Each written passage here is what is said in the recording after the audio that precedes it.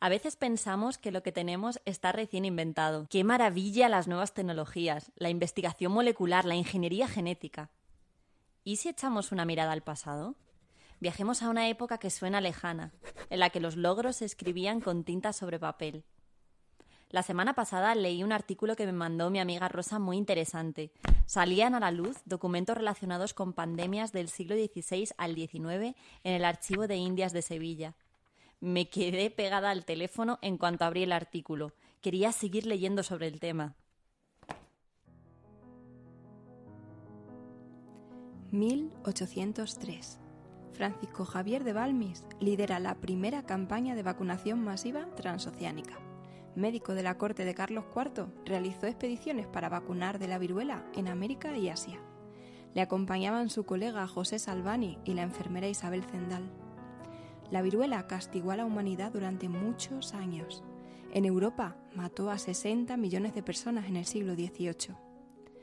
Lady Mary Montagu, aristócrata y viajera británica, fue la precursora de la variolización en Occidente. Esta técnica consistía en inocular en personas sanas suero de las heridas del ganado infectado de viruela. Así se inmunizaban y si contraían la enfermedad era más leve. Lady Montagu lo utilizó en sus propios hijos con éxito. Pero claro, la combinación de mujer e ideas nuevas en esa época tenía pocas opciones de éxito. Casi 90 años más tarde, en 1796, Edward Jenner cogió el relevo y desarrolló finalmente la vacuna. Con la situación que vivimos es difícil no comparar. Lo que entonces fue un proceso de muchos años, en la actualidad, afortunadamente, ha sido de escasos meses. Pero también surgían nuevos problemas, muy similares a los que tenemos en estos momentos. Si ahora la conservación y mantenimiento de la vacuna nos da quebraderos de cabeza, imaginaos en aquellos tiempos, con largas travesías en barco.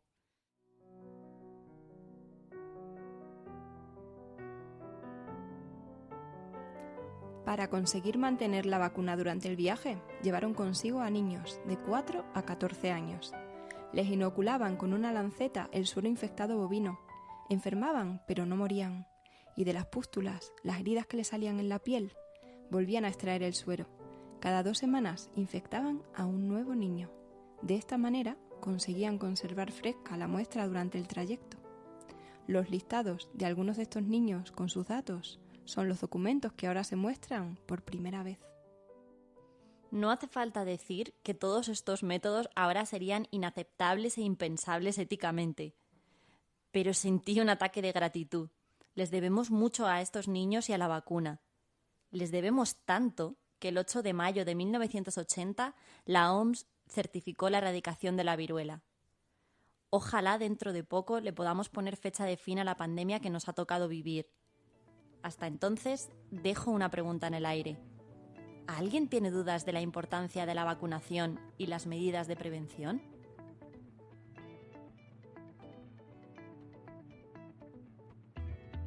La crianza y la pediatría comparten un toque dulce con notas ácidas. Somos Soledad Montoro y Rosa Pavo, y queremos que nos acompañéis en este espacio sonoro para charlar sobre todos los temas que más interés despiertan en las consultas de pediatría. Bienvenidos a Miel y Limón, pediatras al micro. Empezamos.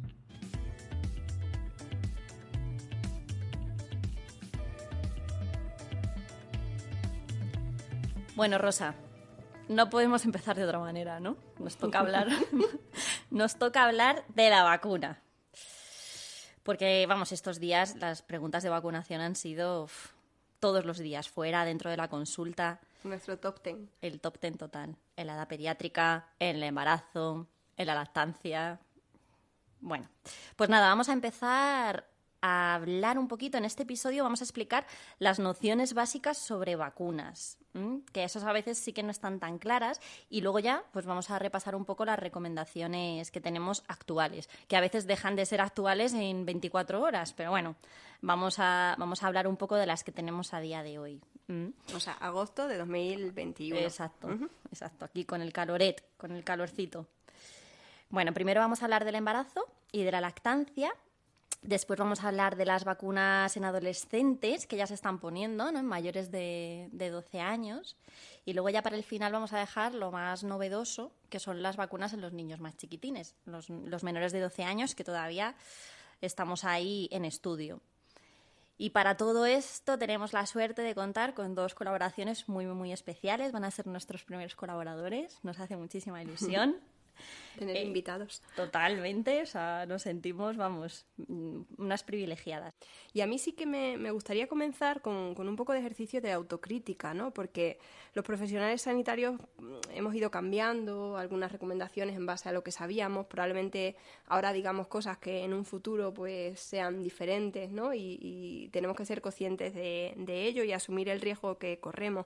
Pero sí que me gustaría que pensáramos que estamos en una situación en la que nos estamos dando cuenta de que quizás hemos sido un poco tibios, ¿no? A la hora de pronunciarnos sobre qué hacer con las embarazadas. Uh-huh. Probablemente en esta quinta ola estamos sufriendo los inconvenientes de no haber sido más categóricos o más rotundos con la recomendación de vacunar a las embarazadas y esta quinta ola pues está siendo justo este grupo de población uno de los que más han sufrido, ¿no? En cuanto a ingresos y a complicaciones. Y hombre, siempre es doloroso que un paciente se ponga grave, pero aún más, ¿no? Cuando se trata de una mujer embarazada o que acaba de dar a luz. Sí, totalmente de acuerdo. La verdad es que sí. Lo que pasa es que es verdad que es difícil, ¿no? A veces hacer estas recomendaciones porque se junta un poco el desconocimiento, que aunque hay muchísima gente trabajando a la vez para intentar que tengamos algo claro, en el fondo... Tiramos de prudencia, ¿no? Claro, tiramos de prudencia, de que llevamos relativamente, aunque a nosotros se nos está haciendo larguísimo, ¿no? Es poco tiempo lo que llevamos con el virus, y encima hacer recomendaciones en determinados sectores es como que te cuesta todavía muchísimo más, ¿no? En las embarazadas, en los niños, parece que son los más frágiles y... Bueno, si ya de por sí en adultos, en el COVID la COVID ha costado un poquito, en estas 2 poblaciones en concreto yo creo que es normal que la gente sí que sea un poco más reticente y que nosotros hayamos sido, pues eso, hayamos pecado quizás de demasiado cuidadosos, ¿no? En algún momento. Sí.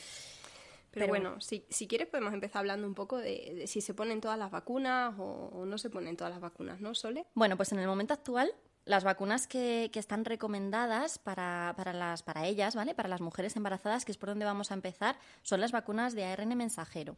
Digo así los nombres que conocemos más en general, que son Pfizer y Moderna. Vale, pero cuéntanos un poco, yo creo que tenemos que ir a conceptos un poco básicos, ¿no? Que sabemos que llevamos mucho tiempo hablando del mismo tema, pero siempre es importante que volvamos a la base para entender bien las cosas y por qué en concreto estas dos vacunas, cuando son las de tecnología más novedosa, ¿no? Porque ¿quién había oído hablar antes así en general sobre el ARN mensajero? ¿Qué es el ARN mensajero? Cuéntanos un poco. Pues a ver, vamos a empezar hablando un poco del coronavirus en sí, ¿vale? Para profundizar un poco luego en el ARN mensajero. Mejor. El coronavirus tiene ese nombre porque tiene una corona. En esa corona, las puntas, digamos, de la corona son las famosas proteínas S, que también hemos oído hablar muchísimo de ellas. Y son como la seña de identidad del virus. Luego, por otro lado, para que una célula sepa fabricar una proteína, por ejemplo, la proteína S de la que acabamos de hablar, necesita unas instrucciones. Pues como las instrucciones cuando vas a... las instrucciones del televisor, que bueno, yo creo que nadie se las lee. Bueno, pues estas sí hay que leerlas. Si no fabrica el televisor. Exacto. Pues las instrucciones realmente son el ARN mensajero. O sea, es el material genético que va a transportar esa información. Entonces, estas vacunas llevan ese ARN mensajero con su información envuelto para protegerlo. De manera que cuando nos vacunamos le estamos pidiendo a nuestro organismo, porque le damos esas instrucciones, que construya y que produzca la proteína S. Entonces, cuando nuestras células luego enseñan esta proteína en su superficie, el sistema inmune, o sea, crea anticuerpos, lo que conocemos coloquialmente como defensas, contra esta proteína. Y de esta manera, cuando ya luego tenemos un contacto, si tenemos un contacto posterior con el virus, ya tenemos nuestras defensas de antemano preparadas para aniquilarlo. Yo creo que es importante que recalquemos esto, ¿no? Porque mucha gente piensa que después de vacunarse puede dar positivo en las pruebas o puede infectarse por la propia vacuna. Y es fundamental que entendamos cómo funciona la vacuna, porque la vacuna no produce la infección porque no transporta el virus, solo las instrucciones para fabricar esta proteína. Y es que, bueno, han circulado muchos bulos en redes sociales, en perfiles de antivacunas que afirman que la vacuna, además, como lleva material genético, puede hacernos mutantes y alterar nuestros genes, ¿no? Bueno, es que lo de los bulos puede ser interminable, ¿no? Y sí, es importante entender que es que este material genético no se integra, es decir, no se mezcla con nuestro ADN. Entonces, no, aunque me encantaría, no pasamos a ser mutantes. La verdad es que una vez utilizado el ARN mensajero, las células lo destruyen y desaparece de nuestro organismo. Puede parecer un poco contradictorio lo que tú has dicho antes, ¿no? Que usemos esta nueva tecnología de vacunas y encima en embarazadas, pero es que lo cierto es que dentro de todas las vacunas que tenemos, estas son las que disponen de más estudios, más experiencia y más evidencia científica, ¿no? Sí, es cierto, ¿no? O sea, es verdad que no ha sido a través de ensayos clínicos, sino que los datos que disponemos y de los que iremos referenciando se han obtenido fundamentalmente a través de registros. Y uno de los registros más amplios se ha publicado en una revista muy prestigiosa que es el New England. Y se estudiaron casi 4.000 mujeres embarazadas que fueron vacunadas en Estados Unidos y no se encontraron efectos adversos graves con la vacuna. Es importante, ¿no? Que sepamos que sí que tenemos datos, que cada vez tendremos más datos y eso, que esto evoluciona a la velocidad de la luz. Y en la mayoría de los países, en el momento actual, se recomienda la vacunación en embarazadas siguiendo las mismas indicaciones que en el resto de población. En España tenemos varias recomendaciones, ¿no? Como recomendaciones procedentes de diferentes instituciones, mejor dicho. O sea, por un lado la ASEGO, que es la Sociedad Española de Ginecología y Obstetricia, también la Asociación Española de Pediatría, ¿no? Y, bueno, el Ministerio de Sanidad, que obviamente son las recomendaciones que prevalecen sobre todas, ¿no? Y lo que recomiendan es ofrecer la vacunación cuando corresponda por edad de la paciente, que actualmente ya estamos vacunando en la mayoría de las comunidades autónomas de España a adolescentes, por lo que las mujeres en edad de estar embarazadas, ¿no? Se pueden vacunar en cualquier momento y es lo recomendable, sobre todo a aquellas que por edad o porque tengan algún factor de riesgo tienen más riesgo precisamente de tener complicaciones y enfermarán con la COVID, ¿no, Sole? Sí, es que, vamos, de hecho, los datos apuntan a que en mujeres embarazadas sí que hay más riesgo de COVID grave y desafortunadamente en los últimos días sí que hemos visto pues algún caso, ¿no? de este tipo y que ha terminado pues mal, ¿no? Hay mayores tasas de ingreso en UBI, hay mayor mortalidad y aunque sí que es verdad que tenemos que decir que en general el riesgo es bajo. Además, que no lo hemos hablado, también pueden existir más complicaciones para el feto, por ejemplo, más parto prematuro, con todos los riesgos que eso conlleva.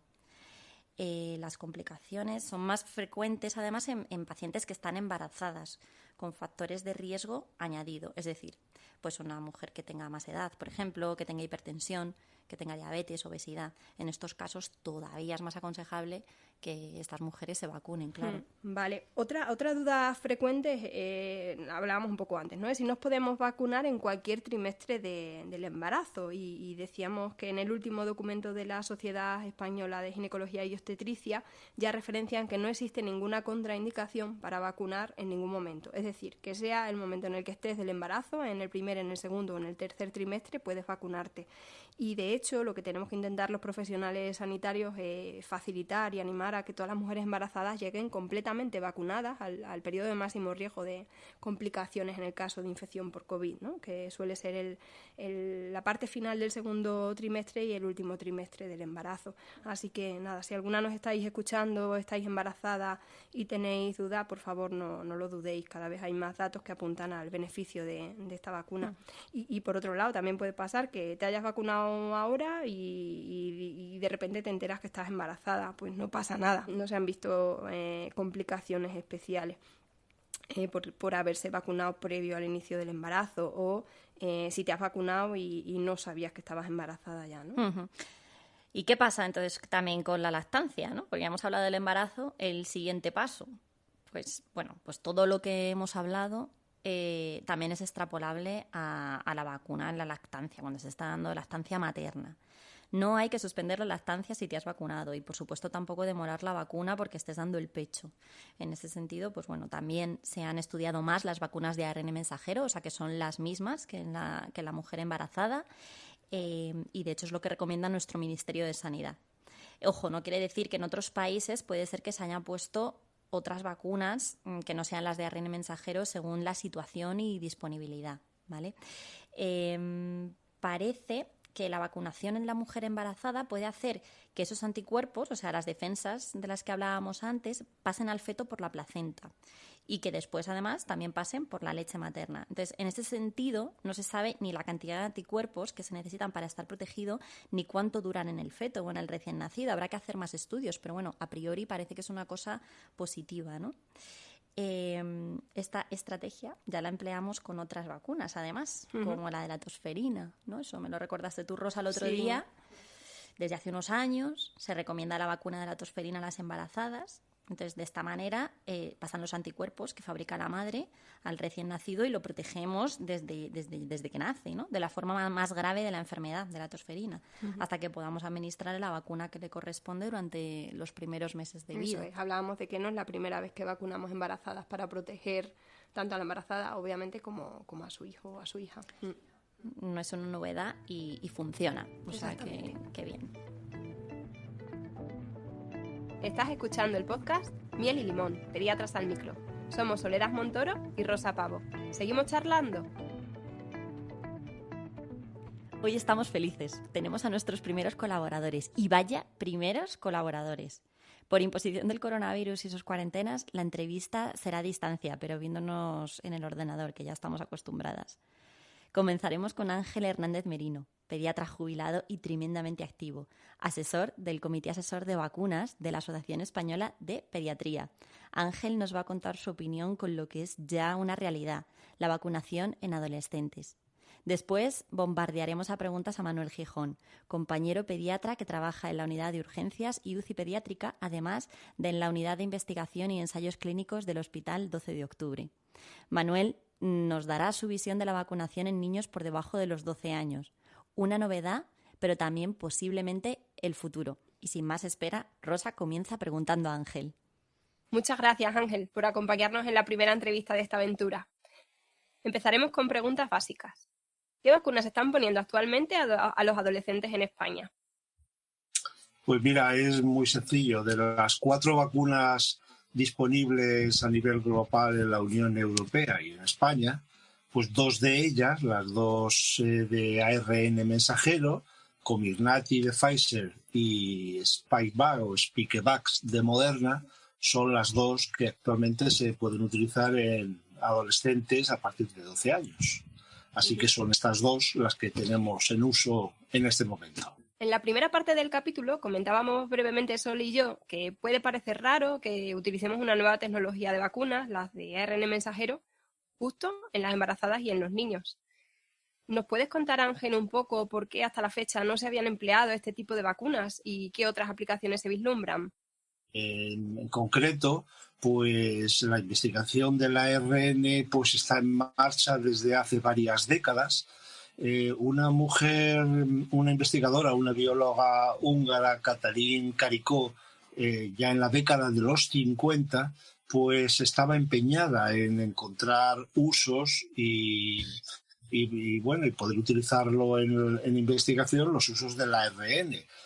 Es verdad que tardó mucho tiempo en poder encauzar sus investigaciones, pero finalmente pues dieron resultado. Esta mujer, que fue una de las artífices del desarrollo del ARN mensajero, pues en 2005 publicó un estudio en el que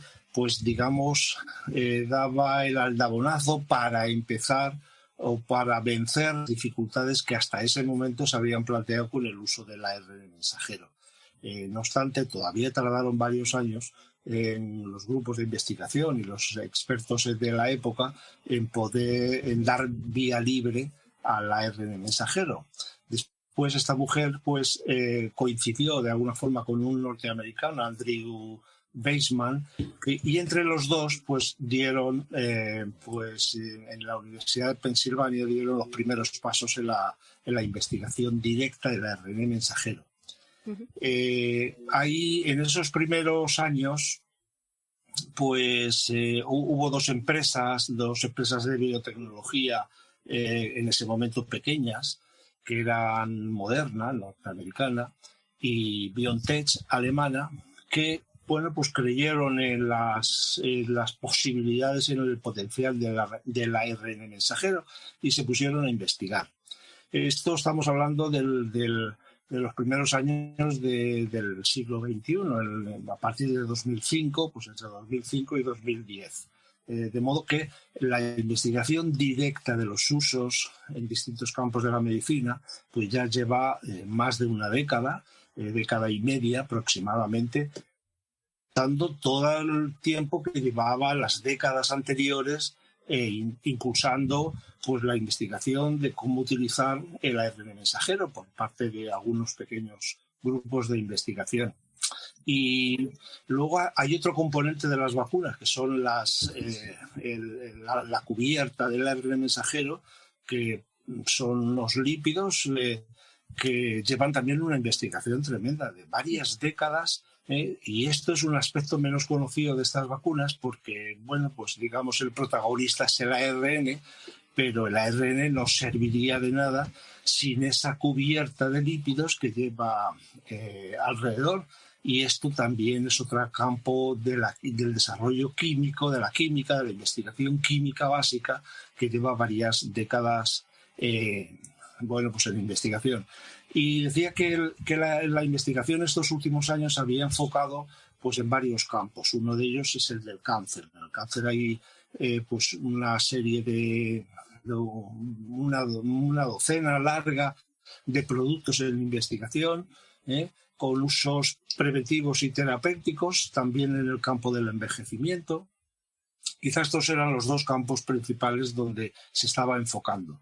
Pero también se habían hecho pruebas, se había investigado el uso del ARN en vacunas, en concreto la vacuna de la rabia, tiene ya varios artículos en ese sentido, y también hay investigaciones en el campo de las vacunas del VIH, del Zika, de la gripe, y también hay otras en curso o que estaban, antes de empezar la pandemia ya estaban, pues tenían un cierto avance en un uso distinto del ARN, que es no para producir el antígeno al cual luego el sistema inmune respondería, sino para producir directamente el anticuerpo, ¿no? Porque a lo mejor a muchos se os habrá planteado la pregunta de, bueno, si con el ARN podemos inducir la síntesis directa del antígeno, pues también a lo mejor podríamos hacerlo directamente del anticuerpo y poner ahí el ARN que codifica el anticuerpo, si es que conocemos el anticuerpo, claro. Bueno, es otra vía de desarrollo. De modo que lo que quería decir, y contestando a tu pregunta, y para no liarme demasiado, es que el ARN no es un producto de 2 días, es un producto que lleva, o una tecnología que lleva décadas de investigación, y bueno, pues las circunstancias han hecho, afortunadamente, que cristalicen de una forma tan exitosa en el campo de las vacunas, pues con el tema de la pandemia. Efectivamente, y esto hace que seamos conscientes de la importancia al final de invertir en ciencia básica para que luego tengamos la capacidad de reacción y de respuesta que hemos tenido ahora, ¿verdad? Sí, efectivamente, eso es básico, la investigación básica que realmente generalmente no la vemos y la gente ajena al mundo científico pues la desconoce por completo, pues si no hay una investigación básica, que es una investigación pues dura, difícil, poco reconocida y que no siempre se acompaña de éxitos. Aunque yo me gustaría no hablar de éxitos y fracasos en la investigación básica, porque los resultados negativos no son realmente fracasos. Cuando una investigación tiene un resultado negativo, está señalando el camino a otra investigación, de modo que nunca es un resultado negativo de forma literal, sino solamente de forma figurada. Bueno, pues efectivamente la investigación básica es, bueno, pues básica. ¿Qué nos puedes decir en cuanto a eficacia de estas vacunas en la población pediátrica, Ángel? ¿Son igual de eficaces?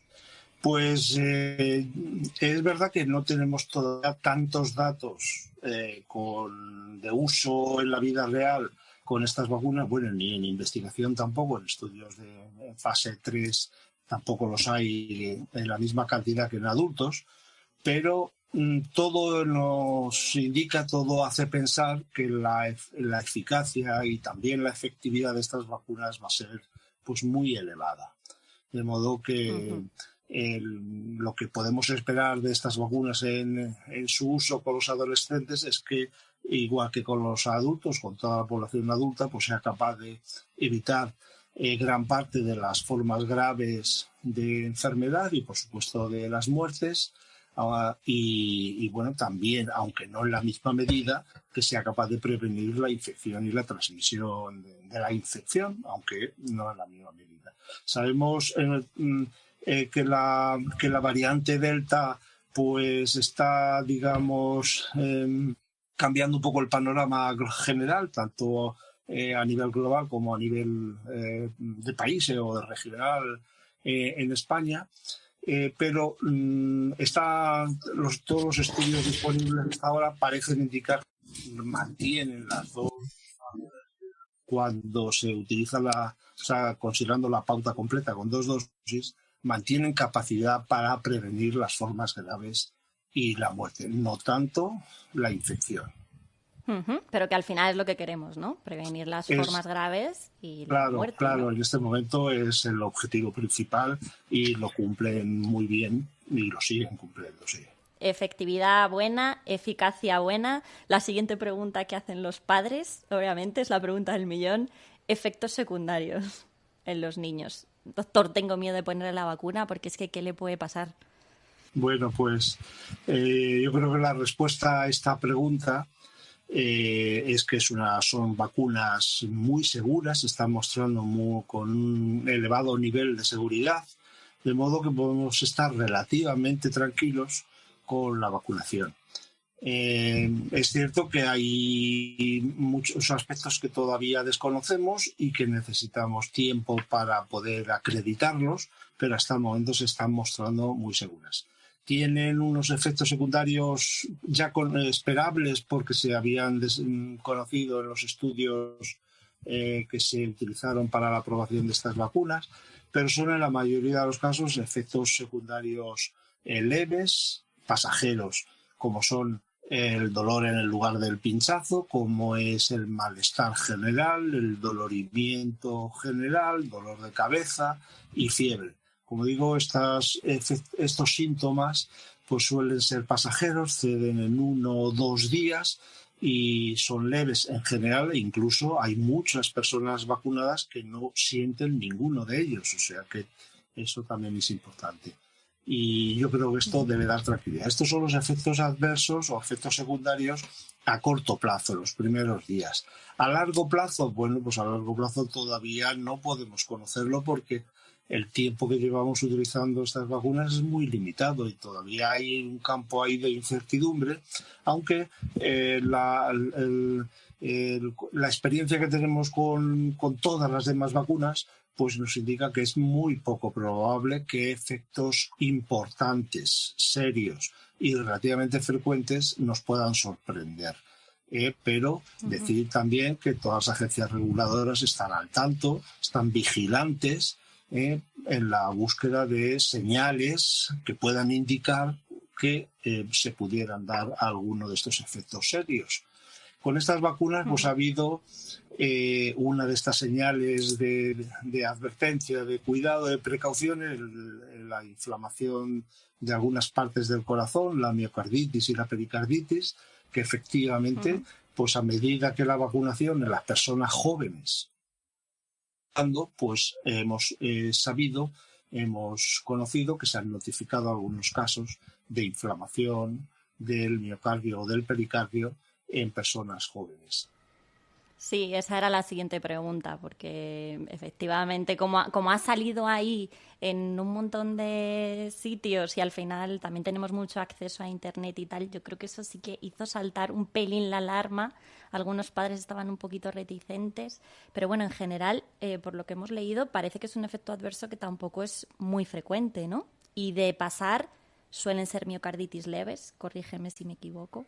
Sí, sí. Lo primero que hay que recordar es que las miocarditis son una patología que ya estaba presente, que tenía una importancia y vamos, lo conocíamos desde anteriormente. La mayor parte de las miocarditis en personas jóvenes, en niños y en personas jóvenes estaban relacionadas, se cree, con infecciones víricas, con los otros virus que hemos conocido de siempre, y la mayor parte de las veces pues evolucionaba bien, aunque no en todos los casos, claro, pero en general sí.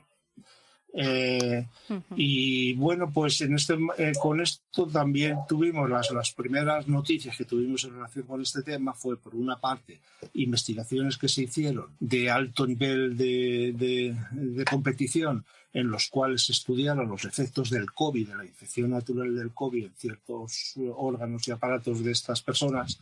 Y después, cuando empezaron a utilizarse en adolescentes, en Israel sobre todo, que fue, digamos, el país que más avanzó en esos primeros meses de este año y que fue desde donde surgieron las primeras noticias de algunos casos de miocarditis después de las vacunas. Como decís, pues son todos los casos notificados. Hay que decir que sería en todo caso un efecto secundario de una frecuencia muy, muy, muy rara. En casi todos los casos han sido procesos leves que han cedido, que se han recuperado de forma espontánea en pocos días, en la mayor parte de ellos sin necesidad de ningún tratamiento. Y bueno, no obstante, pues ahí hay también un campo de incertidumbre que tenemos que aclarar con la investigación y con la vigilancia epidemiológica que se está haciendo por parte de las agencias reguladoras que están preocupadas por este tema, como es lógico. De modo que, resumiendo, yo le diría a los padres que la vigilancia de los efectos a largo plazo de estas vacunas es muy intensa, que si surgiera alguna señal de peligro, lo conoceríamos casi inmediatamente en todo el mundo, y que hasta el momento, pues los efectos secundarios de mayor seriedad, como podría ser esta miocarditis, pues son muy raras, son leves, se dan sobre todo en varones y después de la segunda dosis, aunque se pueden dar en otras circunstancias. Y bueno, pues afortunadamente están siendo afecciones leves y pasajeras. Y que, lo más importante, estas mismas afecciones son más frecuentes con la infección natural. Es decir, que si dejáramos al COVID correr sin ninguna barrera, campar a sus anchas, sí, ¿no? pues el número de miocarditis y de afecciones de este tipo y de otras serían muchísimo mayores. O sea que en este momento es la relación coste, riesgo-beneficio en relación a este tema en concreto, pues sigue siendo favorable, muy favorable a la vacunación. Vale, perfecto. Queremos preguntarte tu opinión sobre otra objeción que escuchamos con frecuencia en la consulta. ¿Qué necesidad hay de vacunar a los adolescentes cuando lo habitual es que si sufren la COVID van a presentar una forma leve?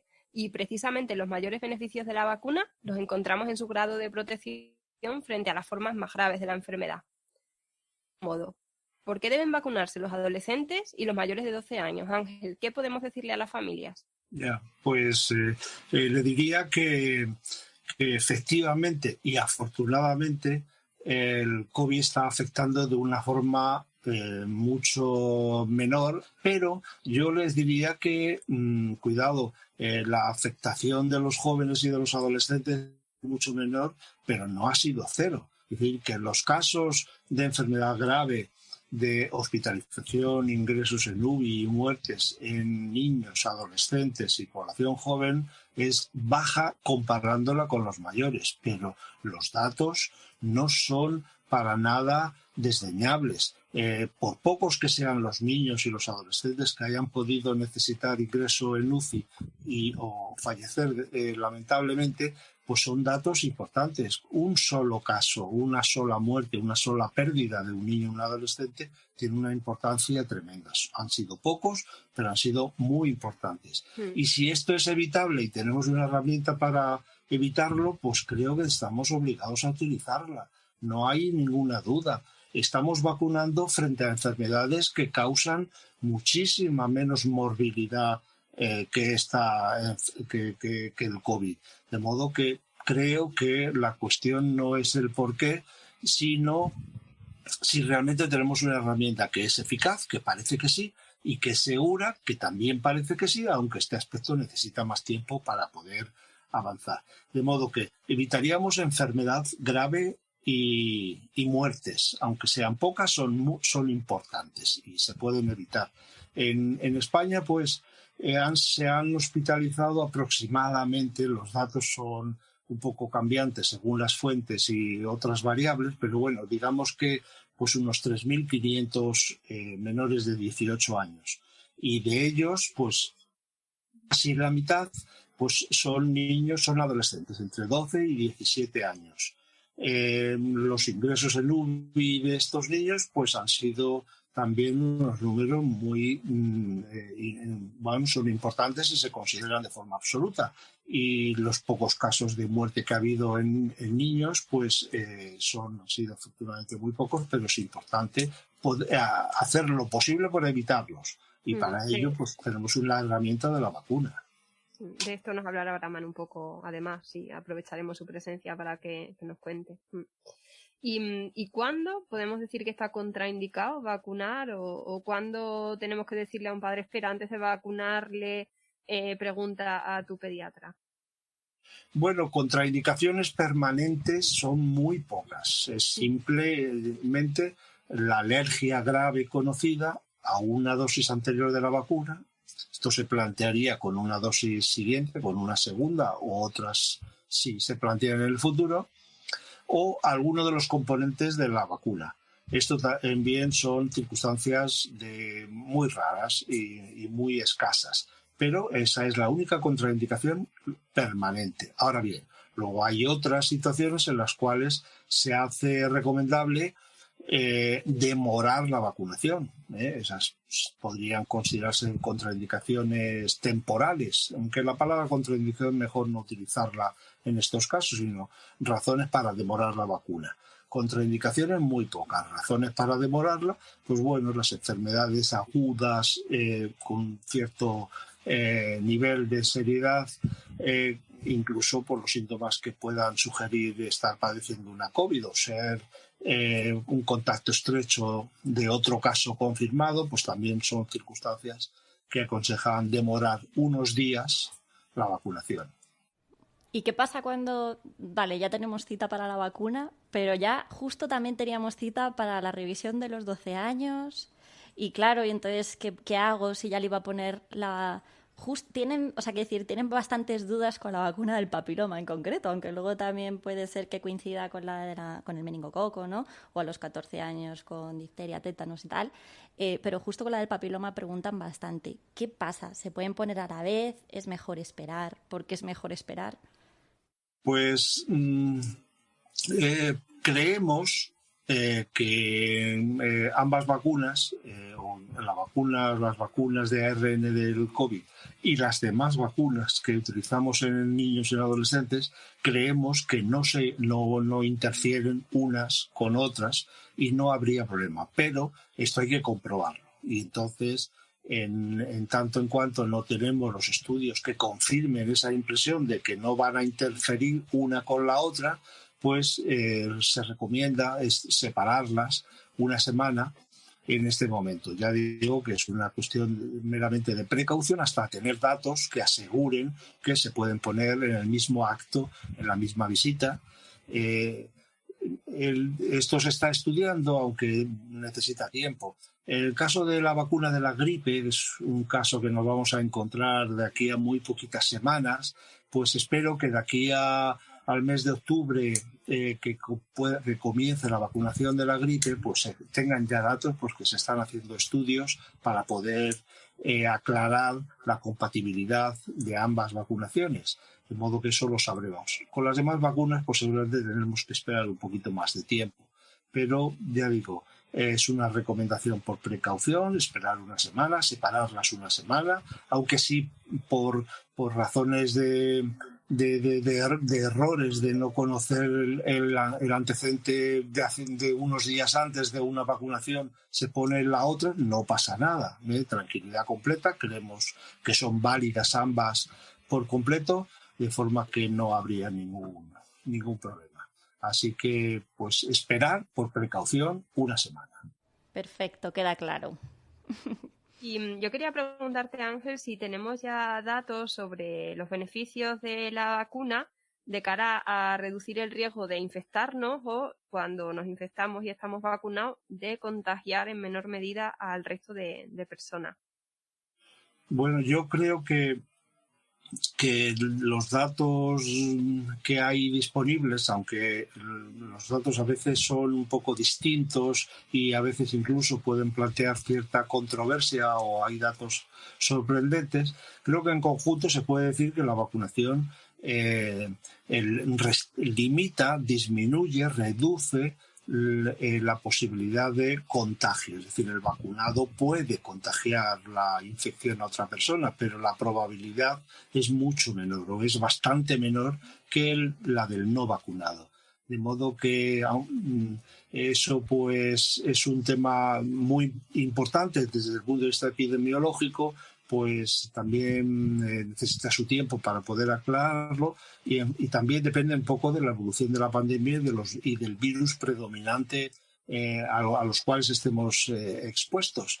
Pero en conjunto la vacuna no evita totalmente la posibilidad de infectarse uno mismo, uno cuando está vacunado, y de contagiar a nuestros contactos, pero lo reduce en buena medida.